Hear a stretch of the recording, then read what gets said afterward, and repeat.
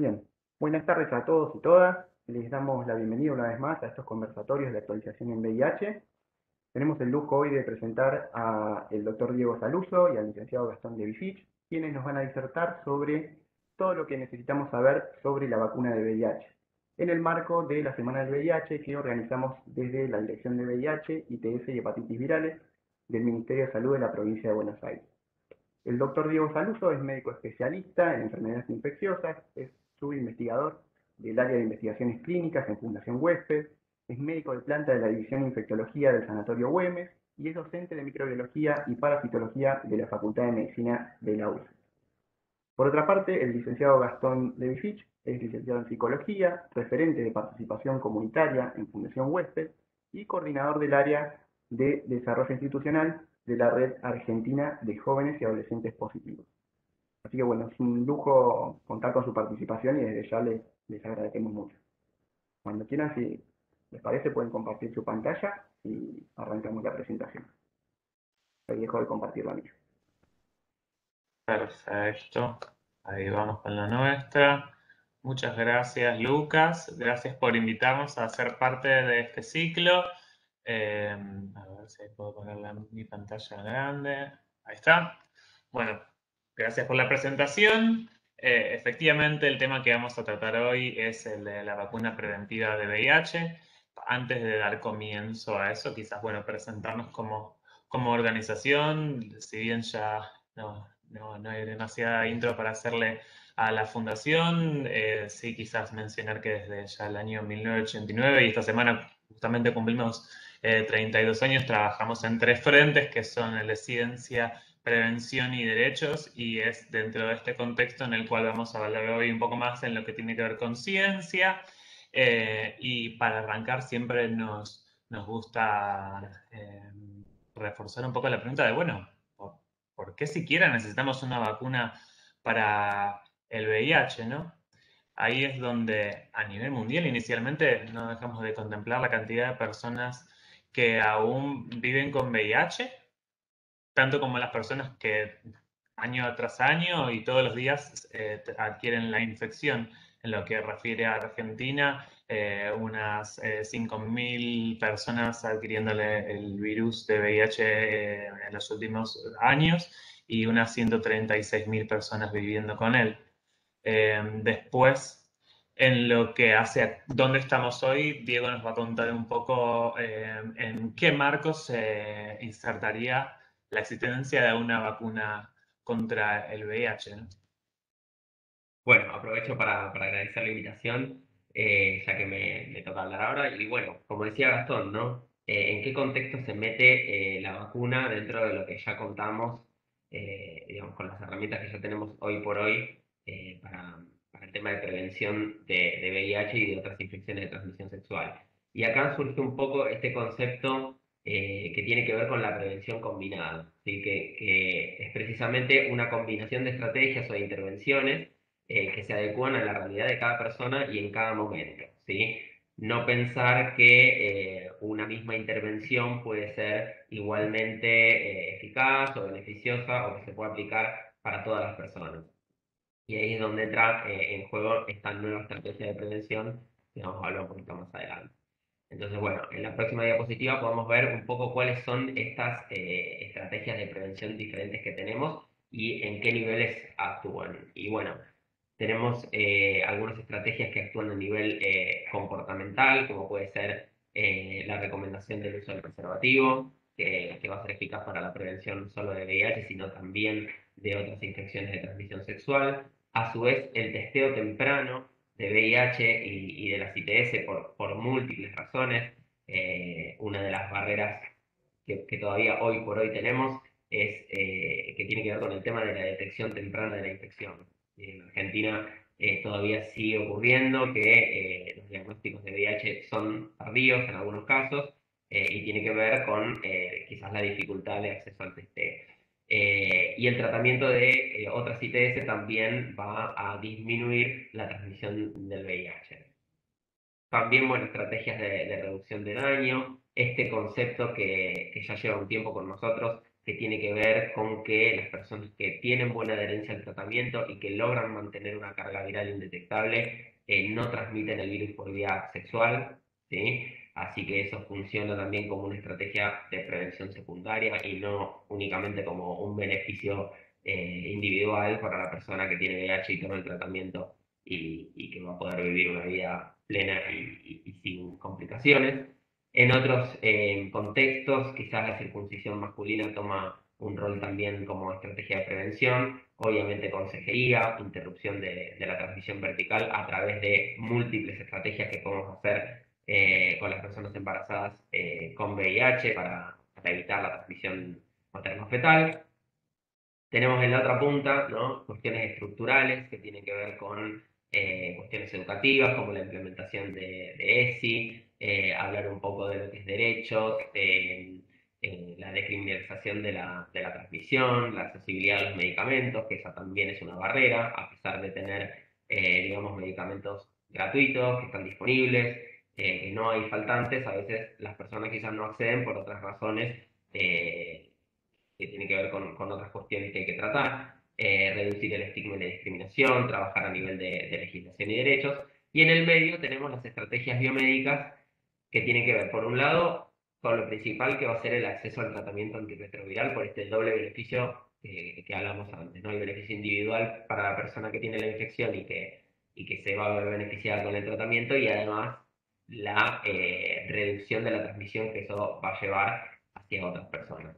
Y aparecen otras dos estrategias farmacológicas para personas que no viven con el VIH, que son el PrEP y el PEP, que tienen que ver con intervenciones antes, ¿sí?, de tener una exposición de riesgo o después.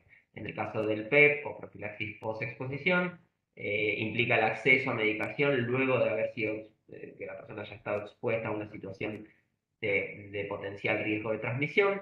Y el PrEP es tomar tratamiento antirretroviral antes de exponerse a esas situaciones en personas que, bueno, que consideramos que puedan verse beneficiadas con esta estrategia, de acuerdo a sus características o a situaciones particulares de la vida. Y bueno, y acá entra en juego la vacuna también, como una estrategia biomédica de prevención que se suma a todo este otro paquete, ¿sí? Entonces, tener en cuenta que, bueno, no es una cosa individual o única, ¿sí? No, pero incluso aún así, ninguna estrategia en sí misma va a ser suficiente para cubrir todas las singularidades de las realidades de las personas que son en extremo complejas. Y lo interesante también de esto tiene que ver con que, si bien hemos avanzado un montón, porque realmente cuando uno lo ve así es increíble la cantidad de opciones que tenemos para poder prevenir la infección, esto no es suficiente. Y es para todas estas situaciones y personas para las cuales esto, así como lo tenemos, sigue sin ser una opción viable, es que necesitamos desarrollar estrategias nuevas para que nadie se quede con la posibilidad de cuidarse, ¿no? Como entendemos que lo merecemos, en tanto todas las personas tenemos el derecho de acceder al máximo estándar de prevención con lo mejor de lo mejor, y aun cuando lo mejor de lo mejor siga sin ser suficiente, poder pensar en algo nuevo. Así que este es en el marco en donde una vacuna entraría, y ahora la idea es ver, bueno, efectivamente, ¿de qué se trata una vacuna contra el VIH? Totalmente. Y bueno, una vacuna contra el VIH en realidad busca hacer lo mismo que busca hacer cualquier vacuna, que es, bueno, esto, ¿no? Enseñar al cuerpo a reconocer, digamos, invasores y combatirlos. Es decir, que estamos tratando de entrenar al organismo a que reconozca a la partícula viral del VIH como algo extraño, que pueda montar una respuesta inmunitaria y que esa respuesta inmunitaria sea lo suficientemente potente como para, digamos, prevenir la infección en la persona cuando se vea expuesta en un futuro. Entonces, en la próxima podemos ver un poquito, bueno, poner en perspectiva la vacuna del VIH con vacunas para otros microorganismos, y ahí podemos ver en la columna de la izquierda el año del descubrimiento de cada uno de estos microorganismos y cuánto tiempo se tardó para obtener una vacuna. Quizás poniendo en mente lo que pasó con COVID, que es algo, como vemos ahí en la tabla, absolutamente fuera de lo habitual, el tener un desarrollo de vacunas tan variado y disponer de tantas plataformas diferentes en tan poco tiempo. Y vemos que con otros microorganismos no pasa, inclusive con virus como el herpes, que fue descubierto ya hace 100 años, todavía no tenemos vacunas disponibles. Entonces, bueno, ¿qué pasa con el VIH en este sentido? El VIH es un virus que es especial porque genera una infección persistente y eso hace que el diseño de vacunas sea un poco más complicado que para otros virus. Em, y complejiza un poco la situación. Es un virus que queda latente en células del organismo y que, bueno, montar una respuesta inmune efectiva es complicado en ese sentido y además es un virus que tiene una alta tasa de mutaciones. Entonces también encontrar una vacuna que pueda cubrir diferentes variantes que pueda haber del virus también es un desafío. Y bueno, y acá podemos ver un poquito qué impacto podría tener una vacuna en distintos escenarios que se plantean, que varían en términos de eficacia y de cobertura. Como podemos ver ahí en el gráfico, qué pasaría con una potencial vacuna que tenga una eficacia baja del 30% y que tuviera un porcentaje de cobertura también bajo, ¿sí? Del 20%. Así todo, muchas personas se verían beneficiadas de esta estrategia adicional que se suma a todo lo que veíamos antes, ¿verdad? Podríamos prevenir aproximadamente 5 millones de nuevas infecciones. En un escenario un poco más optimista, con una eficacia mayor, alrededor del 70%, y con una cobertura del 40%, vemos que el número se eleva muchísimo más. Entonces, bueno, para tener en cuenta que a veces uno se pone muy exigente con las estrategias, como por ejemplo, bueno, si la vacuna no es 100% efectiva, no sirve, ¿sí? Y en realidad es una estrategia que se suma al resto de las cosas que veíamos. No va a ser la salvación del mundo, pero sí es un granito de arena más entre todas las herramientas que tenemos para prevenir la infección.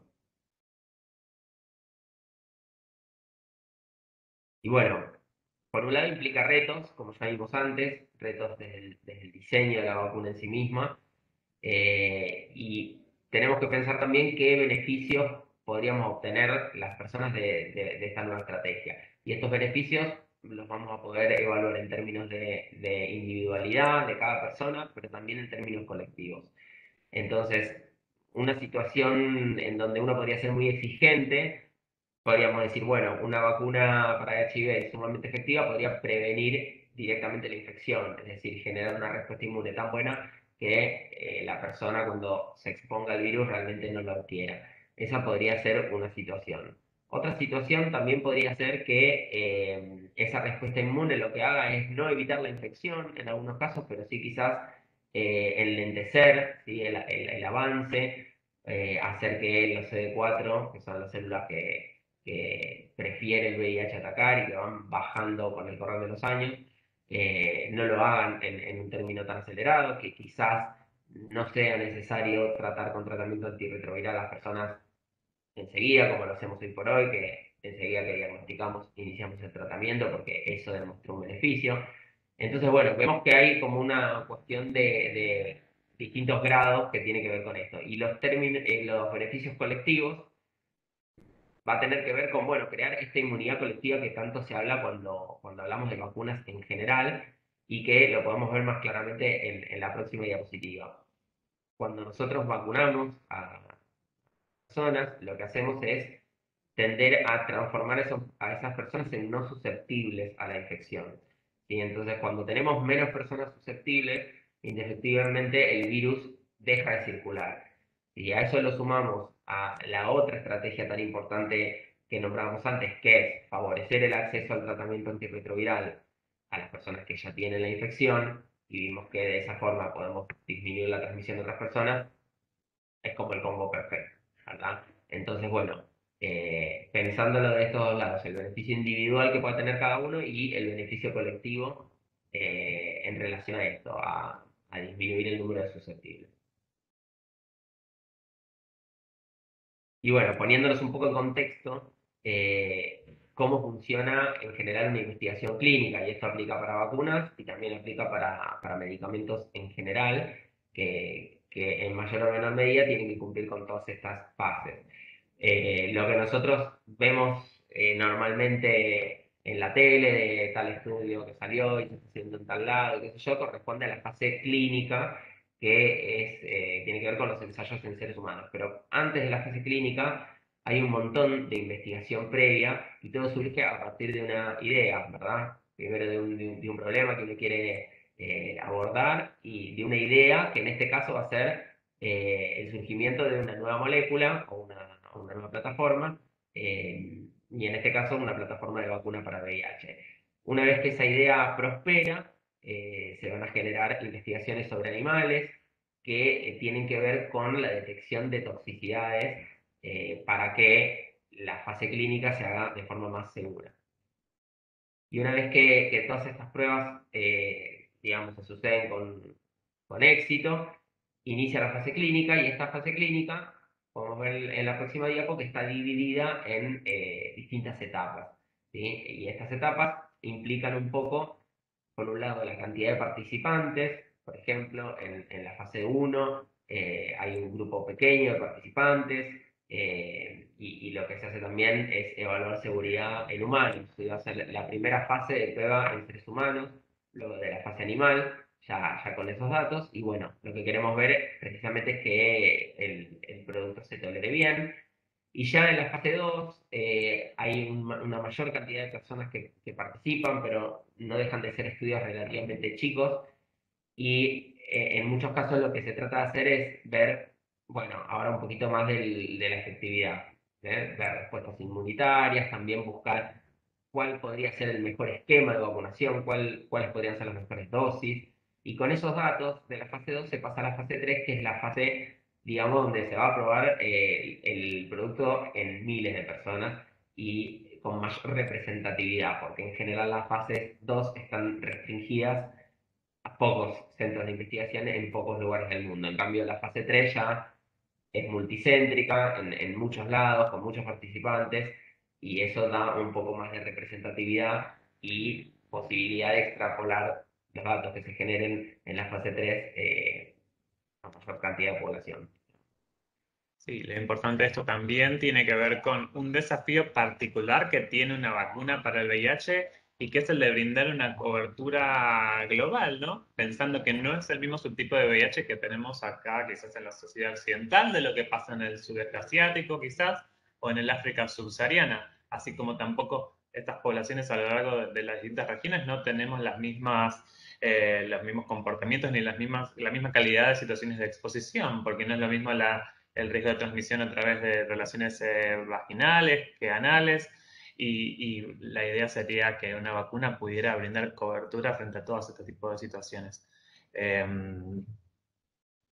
Vamos a pasar ahora entonces a la siguiente diapositiva, que tiene que ver con, bueno, efectivamente, de qué se trata el estudio Mosaico, que es el estudio que está hoy por hoy en fase 3 y que ha cobrado bastante relevancia a nivel internacional, acá en Argentina principalmente porque somos uno de los países en donde se está implementando. Diego, si querés contarnos un poco de qué se trata, cómo está confeccionado el estudio, y yo te voy sumando un poco ahora en relación Bueno, a detalles del perfecto. diseño.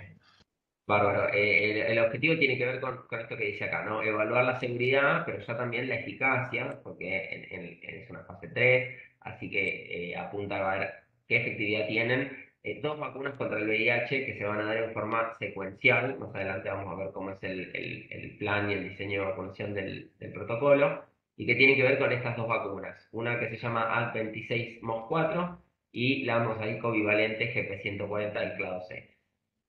¿Qué quiere decir esto? Bueno, por un lado, la vacuna 26 es una vacuna que utiliza un vector adenoviral, que ya estamos acostumbrados ahora con el COVID y con todas las plataformas de vacunas de haber escuchado estos términos. Utiliza un virus, que es el adenovirus, que es modificado genéticamente para contener información que va a codificar o que va a producir información de proteínas del VIH. ¿Sí? Es decir, que una vez que la persona reciba la vacuna, lo que se espera es que reconozca a esos pedacitos del VIH como algo extraño y pueda generar una respuesta inmunológica a eso. Y por otro lado está esta otra vacuna que es un mosaico, lo cual quiere decir que tiene diferentes partes, ¿sí? De diferentes virus de distintas partes del mundo. Y esto, ¿no? Tomando un poco lo que decía Gastón antes, tratar de dar representatividad en la respuesta inmune a la infección en distintos lados del mundo y que la vacuna pueda ser útil para personas de distintas regiones que pueden estar expuestas a distintas variantes del virus. Ahora, una pregunta súper frecuente es si las vacunas pueden causar la infección por VIH y como explicaba Diego hace un rato, la respuesta es un no rotundo, en tanto y en cuanto las vacunas no están hechas en base a nada que se asemeje al VIH, ni vivo, ni muerto, ni partes obtenidas de él. Por eso, y también la experiencia lo avala, en lo que han sido 30 años de investigación con este tipo de vacunas, ninguna persona ha adquirido la infección a través de estas vacunas y bueno, eso también es un reaseguro muy grande para participantes en lo que es también las presentaciones que uno tiene en lo que hace la investigación, ¿no? En cuanto a qué consiste el estudio, tiene que ver un poco con su diseño. Hace un rato explicamos que era de fase 3, es un estudio que se realiza en diferentes centros, 57 para ser exactos, a lo largo de 8 países, que son a lo largo de las Américas, y en 3 países de Europa. Es un estudio que es aleatorizado, es decir, que cuando uno comienza a participar se le pueden asignar uno de 2 grupos, siendo en primer lugar la rama activa, que serán quienes efectivamente reciban el régimen de vacunas del estudio, y por otro lado habrá un grupo de control que será en base a quienes se compare si las vacunas hacen lo que dicen hacer o no, que en lugar de las vacunas habrán de recibir un placebo, que en este caso será una solución salina que no tiene ningún tipo de eficacia, y por cada persona que haya sido asignada al grupo de vacunas habrá una persona que esté en el grupo de placebo, y todo este proceso tiene lugar bajo la modalidad de doble ciego, es decir, que ni las personas que participan del estudio ni el staff de ninguno de los sitios sabe a qué grupo fue asignado cada quien, y lo que vamos a estar buscando en este momento hacer es que el estudio se pueda llevar a cabo de la mejor manera para poder arrojar resultados que puedan ser confiables en lo que refiere a sus resultados, ya sea si el régimen es exitoso como si no funciona. Y la cantidad total de participantes a enrolar a nivel mundial es de 3.800 personas.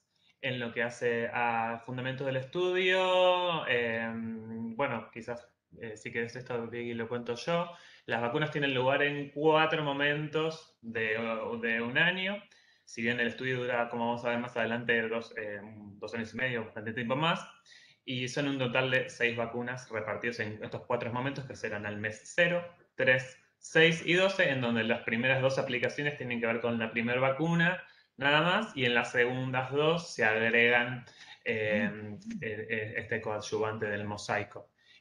En este sentido, todos los participantes pasan por el mismo proceso, solamente que unos recibirán el régimen de vacunas y el otro cambio recibirá un placebo.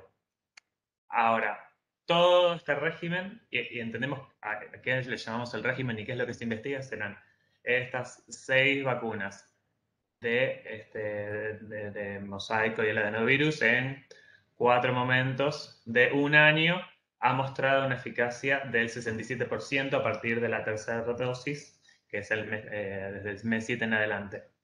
Ahora, ¿qué es lo que a nosotros nos interesa con este 67? Es que esta protección que ya se ha podido evidenciar en estudios anteriores con grupos mucho más reducidos de personas en un sector específico del planeta, si esto lo llevamos a lo macro, a muchas personas de muchos lugares con muchas características diferentes, ver si esto se vuelve a repetir, y no porque haya sido producto del azar o porque algunos de estos grupos hayan tenido alguna característica singularísima, particularísima, tan específica que después cuando uno lleve esto a las 7.8 mil millones de personas que existen en el mundo no se vuelva a repetir, ¿no?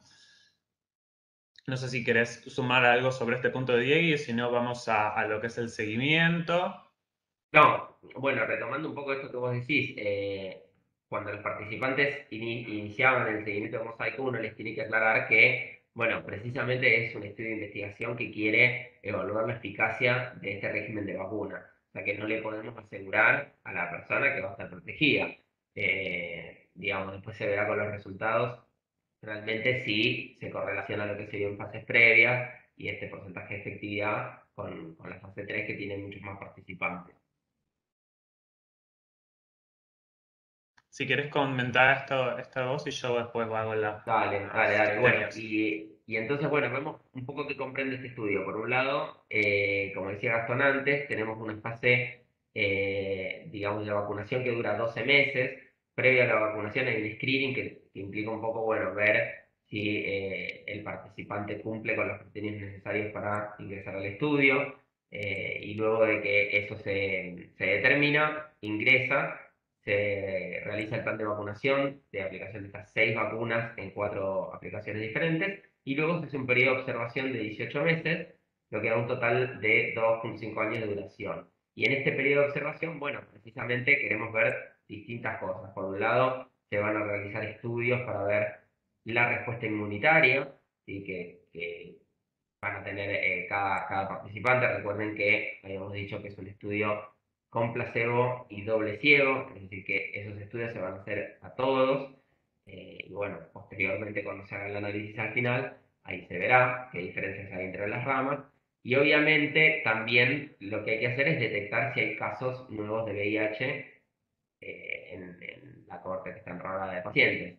Entonces, en cada visita se hacen estudios para detectar la infección por VIH y obviamente también se hace su seguimiento de otras infecciones de transmisión. Y infecciones que, como vamos a ver ahora en lo que hace a los criterios de participación, eh, son también esperables y necesarias en algún punto, porque es a partir de esto que se puede determinar si las vacunas funcionan o no funcionan. Eh, por esto es que la principal condición que tiene cualquier estudio de prevención es que sea aprobado en personas que estén atravesando una situación de alta exposición al VIH. Es decir, personas que a lo mejor en 6 meses, 1 año, 2 años, por como viene siendo su normalidad, su día a día, pudieran encontrarse con la infección por el virus de VIH, ver si estas personas las partimos en un grupo y si estando en la misma situación, en igualdad de condiciones, lo que naturalmente debiera pasar sin ninguna intervención termina no sucediendo y luego ver si es efectivamente el régimen de vacunas lo que lo genera y no por otra cosa.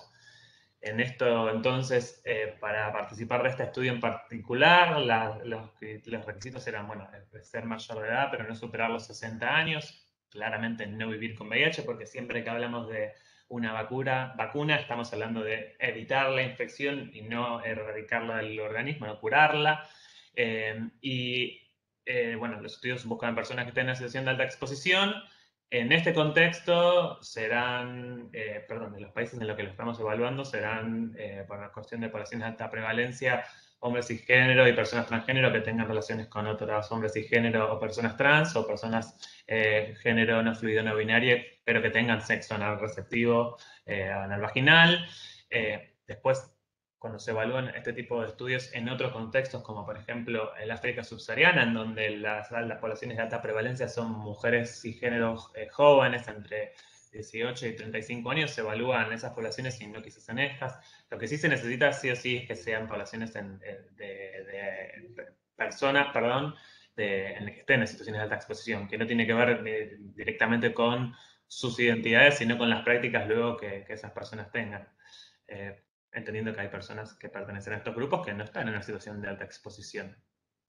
Luego sí, otro criterio importante es no tener interés en tomar PrEP, porque si alguien que tomase PrEP luego recibiese las vacunas, si esa persona termina no teniendo VIH, nosotros no seríamos capaces de determinar, bueno, qué de esas dos cosas fue que lo previno, entendiendo que además la eficacia de la PrEP es altísima, por no decir total. No sé si acá, Diego, vos querés comentar algo en torno a la pregunta de, bueno, Sí, efectivamente, ¿por qué pudiendo tomar PrEP alguien elegiría participar en un estudio de vacunas que no sabemos si pudiera o no beneficiarle? sí, totalmente hablando un poco de esto del PrEP, ¿no? Que bueno, hay personas que no tienen interés en tomar PrEP, esto uno lo tiene que ver al momento de ofrecer la participación en el estudio. Si la persona quiere tomar PrEP, bueno, esta estrategia es tan efectiva que realmente no justifica y por eso forma parte de un criterio de exclusión. El hecho de que quiera tomar PrEP no justifica dar esta intervención de vacuna porque no se va a poder ver la efectividad. Entonces, bueno, es un requisito que la persona no lo quiere estar tomando al momento del enrolamiento. Hay gente que no quiere tomar pastillas, por ejemplo. Implica también, ¿no?, un monitoreo de toxicidades, de ver que no genere toxicidad al hígado, al riñón, seguimientos que hay que hacer. Entonces, bueno, si la persona realmente no quiere, no está interesada en esta estrategia, bueno, podría verse formar parte del estudio. Ahora, puede ser que en el interín del estudio también cambie de opinión, y bueno, la premisa siempre es tratar de ofrecer el mayor estándar de cuidado. Entonces, el mayor estándar de cuidado, dentro de eso está el PrEP también. Entonces, bueno, si las personas cambian de opinión, se puede rever ese tema. Entonces, bueno, volviendo a esa pregunta, ¿por qué alguien se enrolaría en un estudio de vacunas pudiendo tomar PrEP? Ya sabemos que es efectivo, que con eso, digamos, no vas a adquirir VIH si estás en situaciones de alta exposición.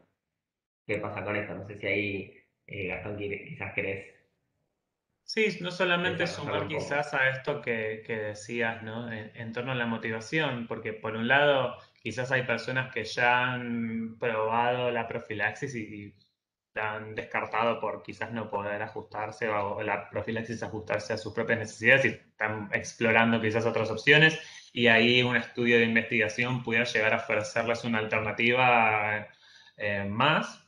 Y por otro lado hay personas que quizás no están buscando un beneficio directo en lo que hace a la participación, sino que sinceramente directamente están apelando más a una cuestión de desinterés a través de un altruismo, una sensación, un sentimiento de responsabilidad cívica o simplemente como querer contribuir a un bien mayor en esto que pudiera ser, nada, ser parte de un proceso que mueva una rueda para que lo que tiene que pasar para que una vacuna contra el VIH suceda exista y para eso estas personas ponen al servicio de la ciencia su normalidad, su día a día, en lo que puede ser esto pasar por un proceso de mayores controles y recibir algunas vacunas que pudieran o no beneficiarme en la prevención, pero en el caso de que no, lo que habría de pasar es que esas personas van a salir por la misma puerta por la que entraron sin que eso los haya beneficiado más, ¿no?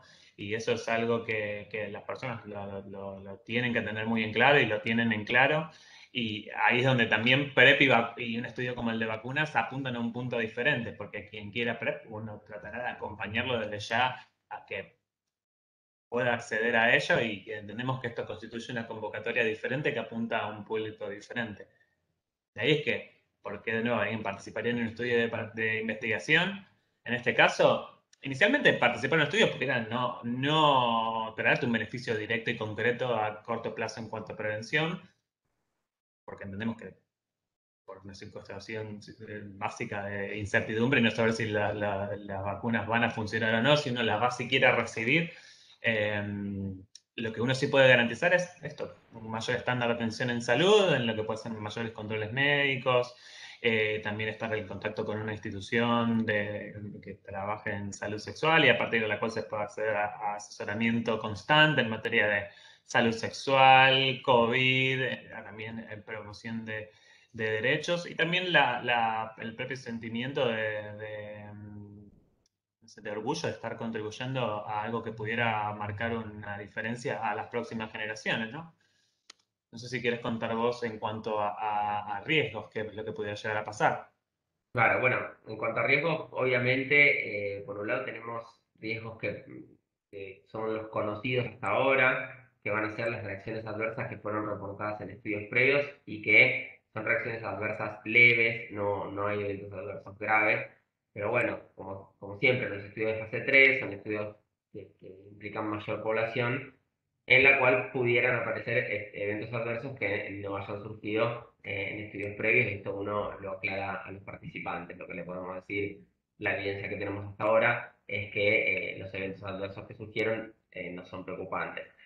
Por otro lado, también alertarnos respecto a embarazo, es un criterio de exclusión, el tema de embarazo y también, eh, digamos, muchas veces cuando uno da vacunas, embarazar a otras personas. Entonces, digamos, por periodos de tiempo hay que asegurar eso en ese sentido. Y aparece acá una cosa que tiene que ver con la seropositividad inducida por vacunas, que vamos a desarrollar un poco más adelante, pero es este concepto que decíamos antes, ¿qué buscamos con una vacuna, ¿no? A la hora de prevenir una infección? Y bueno, tiene que ver con generar una respuesta inmunológica y dentro de esa respuesta inmunológica generar anticuerpos. Y hoy por hoy los anticuerpos del VIH nos sirven para hacer diagnóstico de la infección.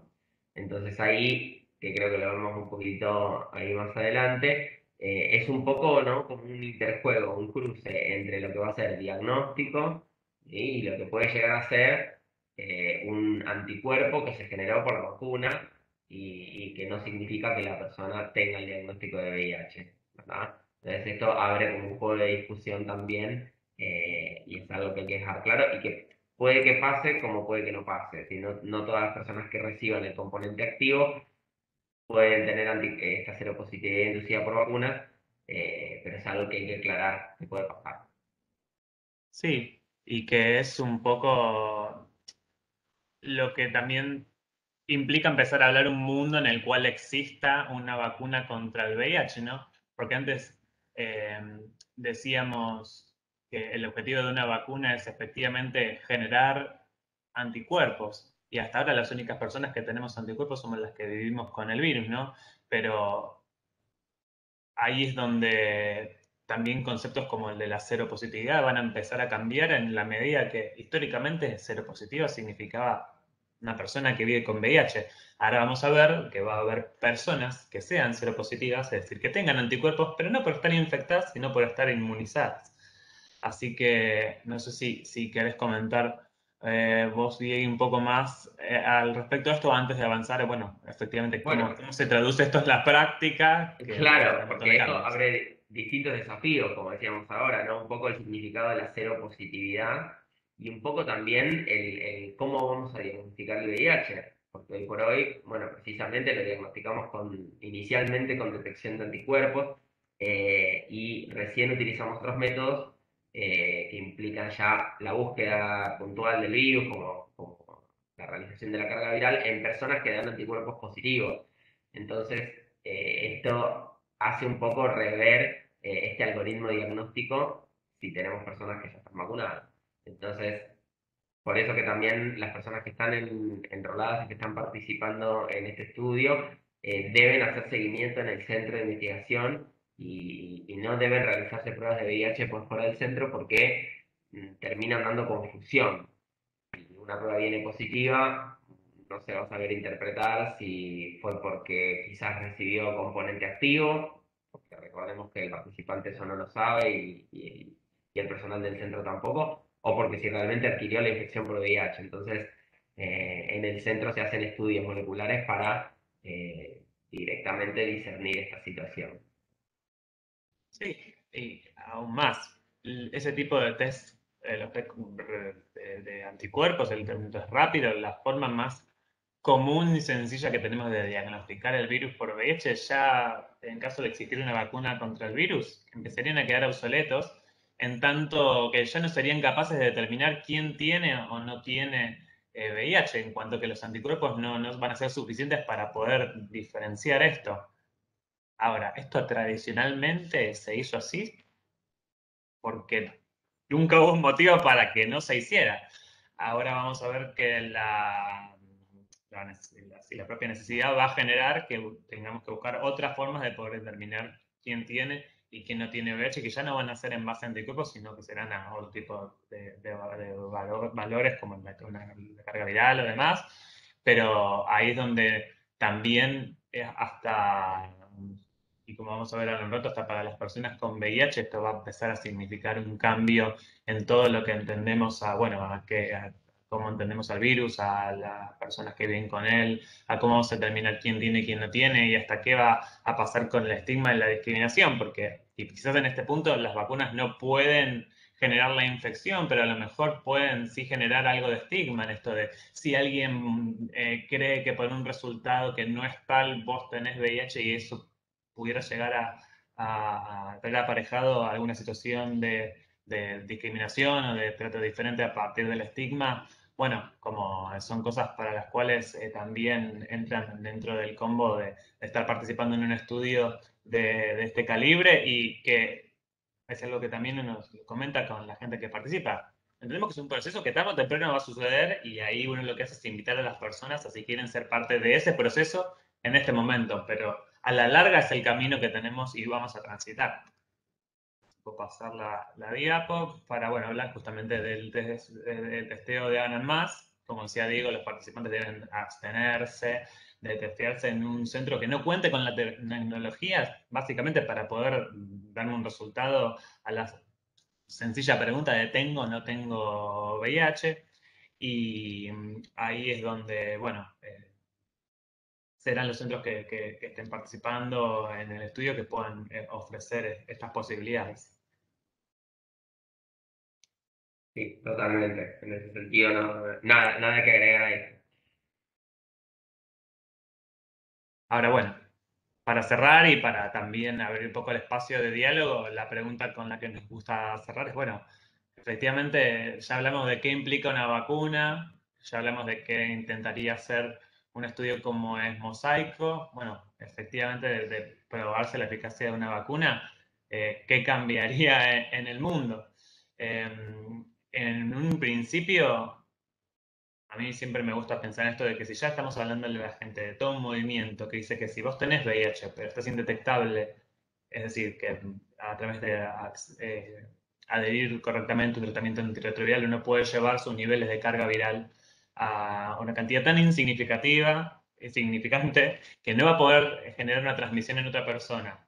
Si ya estamos hablando de eso, y si al mismo tiempo le empezamos a hablar a la gente de que si a través de una vacuna que existe, que funciona, uno puede también generar que las personas que no tienen el virus tampoco lo puedan adquirir y cancelamos la transmisibilidad del virus, es decir, que no pueda pasar de una persona a la otra, como, ¿qué va a pasar también con el estigma? Porque hay una gran parte de este estigma que viene a través bueno, como de esto de poder transmitírselo a uno, ¿no? Como, bueno, ¿cómo me lo puedo agarrar? ¿Cómo sí, cómo no? Si el líquido preseminal, si fue activo, si fue pasivo, si se me rompió el forro, como todo un mundo de nuevo, incertidumbre y ansiedad que hace que la gente no pueda ejercer su vida sexual de manera plena, que es básicamente lo que todas las personas queremos hacer. Pero bueno, no sé qué piensan ustedes.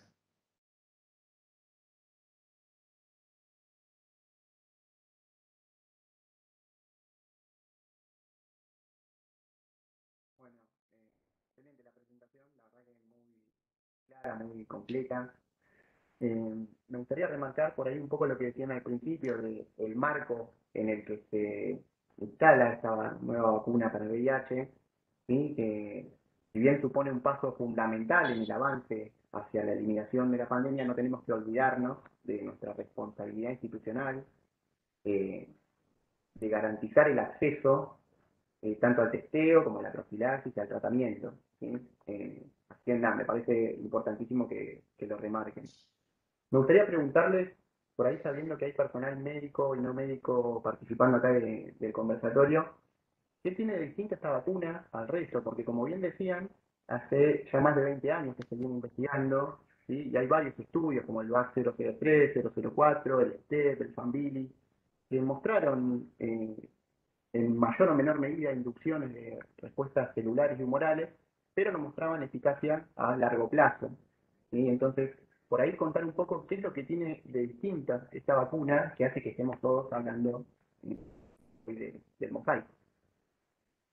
Bueno, por un lado, un poco cuando hablamos en el diseño, ¿no? De tratar de buscar representatividad en los diferentes subtipos de VIH y todas estas mutaciones que van surgiendo, y por eso el nombre de mosaico. La diferencia tiene que ver con que este régimen es una combinación de dos vacunas diferentes que tienen distintas partes del virus en su interior. Es decir, que codifican muchas proteínas y eso genera una respuesta policlonal contra muchos epitopes o contra muchas partecitas del virus que hacen que la respuesta, uno pensaría, ¿no? A priori, va a ser más efectiva y va a generar mayor efectividad a la hora de evaluar en términos de hay transmisión o no hay transmisión. Y bueno, y esperamos que estos resultados en fase 3 coincidan con lo que vimos en estudios anteriores. Eso, como decíamos antes, estará por verse. Ahora el estudio que es más grande, que tiene pacientes de distintas partes del mundo y todas esas cuestiones que fuimos charlando, realmente cuando estén los resultados lo podremos ver.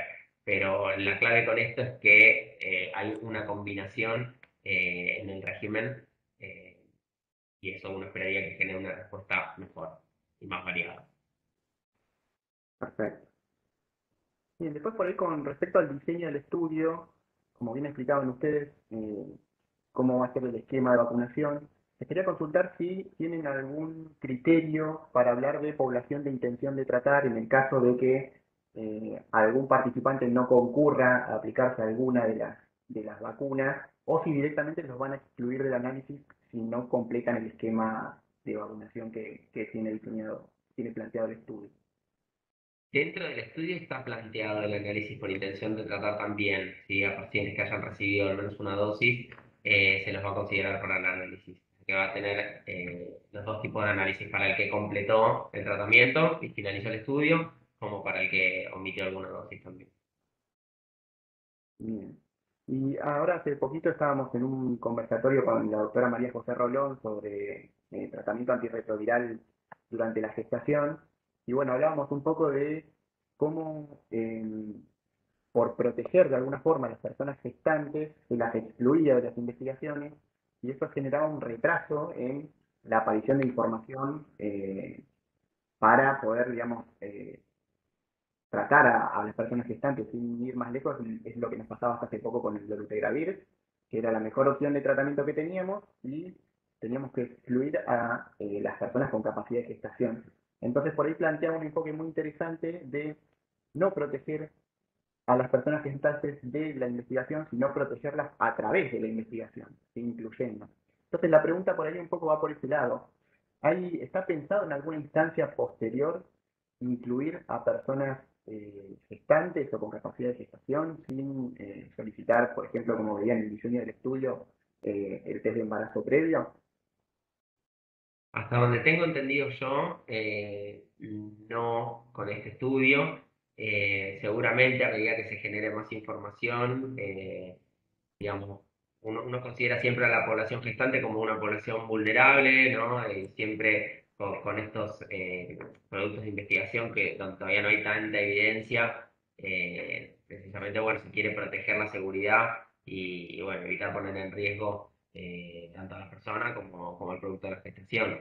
Seguramente cuando dispongamos de más información en relación a los eventos adversos probables, pueda en un futuro se incluyan personas gestantes en los estudios. Hasta donde yo tengo entendido, no sé si vos, Gastón, tenés No, algún dato también de... quizás sea una duda especialmente relevante en lo que hace a la investigación en VIH, por lo menos en prevención en VIH, a otros contextos que no sean el nuestro, porque incluso si nosotros lo admitiéramos, sería ínfima la cantidad de personas con capacidad gestantes que por una cuestión de exposición al virus pudiéramos llegar a incluir.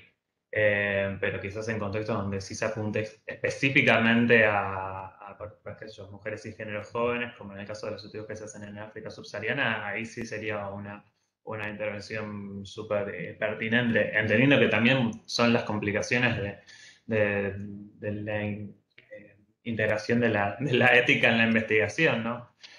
Así como el día de mañana cuando también tengamos la suerte de estar pensando en un estudio de fase 3 de la cura, ¿a quiénes van a incluir esos estudios? Sí, a personas que a lo mejor estén indetectables hace un montón de tiempo y no estén teniendo, o sea, no estén teniendo tanto inconveniente con el tratamiento y quizás sean a las personas a las que menos mejor les haría una cura, porque a las personas que a lo mejor estén teniendo más problemas con el tratamiento y no estén indetectables, que son quienes más lo necesitan, no serían quizás los mejores candidatos. Pero bueno, ahí es donde estas cosas se tienen que empezar a diversificar y a ramificar como decías vos, y serán parte de las preguntas a seguir haciendo cuando tengamos más respuestas. Sí, es un poco también lo que debe pasar, pasa seguramente con la población pediátrica, porque la población que van a incluir es de 18 a 60 años. Totalmente. Bien, y después con respecto a los criterios de inclusión y exclusión, en lo que refiere a métodos anticonceptivos, eh, van a incluir pacientes que estén utilizando algún método anticonceptivo, o sea, es parte de los criterios para incluirlas dentro del estudio. Nosotros, digamos, con este protocolo particular, como decía Gastón antes, la población a la que apunta acá que habíamos dicho antes, que son hombres cisgénero, que tengan relaciones sexuales con otros hombres cisgénero o con mujeres transgénero. Digamos, dentro de ese contexto hablamos del uso del preservativo como prevención en general, pero no mucho más. Los estudios, o este mismo estudio, subset realizado en África sobre otras poblaciones, como decía Gastón, sí ahí contemplan métodos anticonceptivos porque involucran a personas con capacidad gestante. Entonces, en ese caso sí. Perdón, sí es posible que participen hombres cisgénero, hombres transgénero con capacidad gestante y ahí sí se pide por lo menos una, ¿cómo se dice esto? Doble, Una no beta. doble, sí, Claro, para eso Una está, doble prevención, un doble método sí. anticonceptivo. claro, claro, es alfa no. Bueno, creo que está todo más que claro. No sé si ustedes quieren aportar algo más, algo que les haya quedado, pero está completísima la presentación, la verdad que los felicito a ambos. Eh, y bueno, los dejo para que puedan hacer un comentario final y ya los despedimos y no les robamos más tiempo. No, simplemente retomar una cosa que dijiste vos, muy importante, que bueno, si bien la charla de hoy habla de vacunas de HIV y mosaico todo, no olvidar el contexto en el que estamos ahora. Uno a veces no surgen estas cosas y bueno, pone toda la esperanza en que sea efectivo, obviamente, y que sea una solución, pero en realidad me parece que lo tiene que ver como un granito de arena más que se suma a todo el montón de cosas que hoy por hoy y a través de tantos años de investigación tenemos. Disponemos de tratamientos sumamente efectivos, digamos, podemos decir fáciles de tomar o que tienen buena tolerancia, esta evidencia de que las personas indetectables no transmiten la infección, cada vez más acceso al testeo, cada vez más acceso a la medicación, que hay que seguir trabajando mucho. Entonces, bueno, poner también el foco en eso y esto verlo como un complemento más que se suma. Sí, yo cualquier cosa que pudiera decir también va a la línea de eso, como seguir retomando el concepto de que no hay que basarse en un binarismo, un fundamentalismo de que es todo o la nada, esto va a ser una gran estrategia en caso de que exista, cuando exista, no si existe, sino cuando exista, y pensar de que, de nuevo, no va a ser la utopía ni la panacea, pero sí puede ser una piedra fundamental en lo que sea el comienzo y el fin de la epidemia y después seguir pensando en atacar al virus y poder lograr que lo erradiquemos de los cuerpos y así como en lo que es el estigma, ¿no? Como nunca perder la perspectiva de qué es lo que estas cosas significan, pero que también está bueno entender qué es lo que pedimos cuando estamos pidiendo por una vacuna, qué es lo que pedimos cuando estamos pidiendo una cura, y ver de qué es lo que implica que esas cosas puedan existir. Y es algo que profesionales, sociedad civil, todas tenemos que estar en sincro para poder eh, ir a buscarlos juntos y entender esto que se digo, que si hay una respuesta tiene que ser combinada, que se complemente, integrada y unificada, abordando todas las distintas variables y atravesamientos que tiene la epidemia. Bien, bueno, les agradecemos mucho por su tiempo, Gastón, Diego, excelente la charla, y bueno, les agradecemos también a todas las personas que están participando del conversatorio. Saludos. Chao, Muchas muchas gracias. gracias. Hasta luego.